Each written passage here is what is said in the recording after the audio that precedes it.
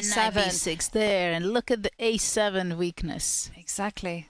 Oh, that pawn keeps dropping off in every game. Every day we see bishop takes a7 somehow happened. Hikaru played it in his game. I think we've seen it in various stages. And wow, big threat, as you say, Judith.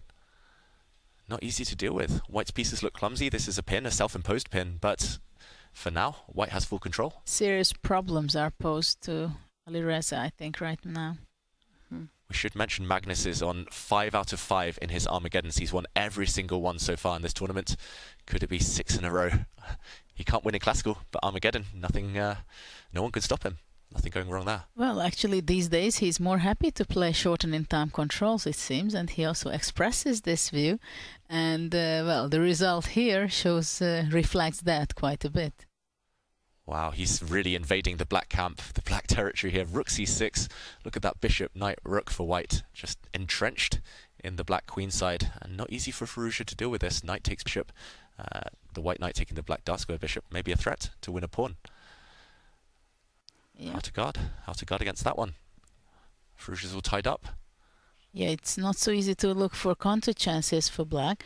Queen e7 maybe protecting the d6 bishop, but also after that it seems like white can probably take on d6 and then grab the b6 knight, and it's going to cost a pawn for black. Yeah. I wonder whether there are also options of maybe retreating the bishop all the way back to c8, just to ask some questions to the knight and hopefully bank on some activity. After that, I think white should be capturing the knight first on b6, and only after that to capture the d6.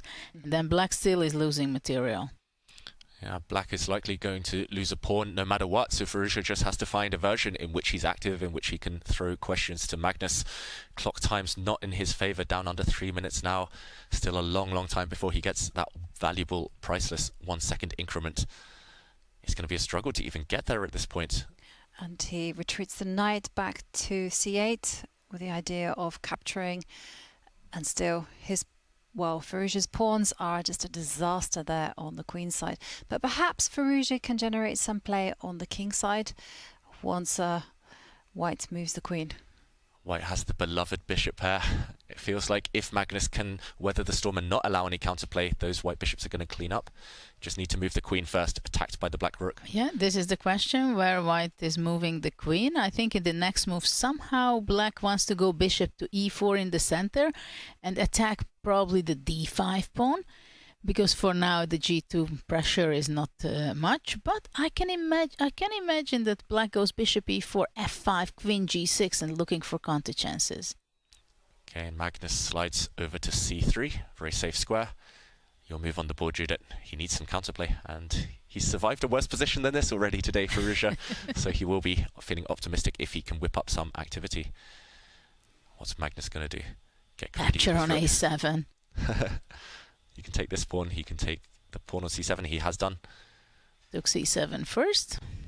But now the black queen has avenues in. Queen a4, you want to say? Yeah, first move that comes to mind. And he plays it. Activity over everything here. Hitting the white light squared bishop. At the same time, bishop can come back to f1, where it's extremely safe and defends everything, the back rank and the g2 square.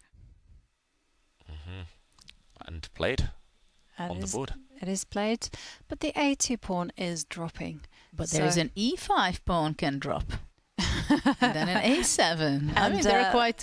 we're going to see that, because that's exactly what's happened in the game. And the problem is for black, if queen d5 takes, then rook d7, and the piece is going to be falling off for Firouzja. Yeah, you cannot take that white pawn on d5. You will lose a piece. You get skewered at the end there. And Firouzja shaking his head for the first time in this game. But how does he maintain the piece? I don't think he can. I think he's missed this. I think he was banking on the fact that he played queen takes pawn, but this will not work. And wow, Firouzja stops the clock and resigns. Yeah, Magnus once again takes an Armageddon victory and nets 1.5 points. And there you see the two players smiling, analysing. But what a dominating performance by Magnus in the Armageddon match. Yeah, it was abrupt, the finish there, but he was always in control, Magnus.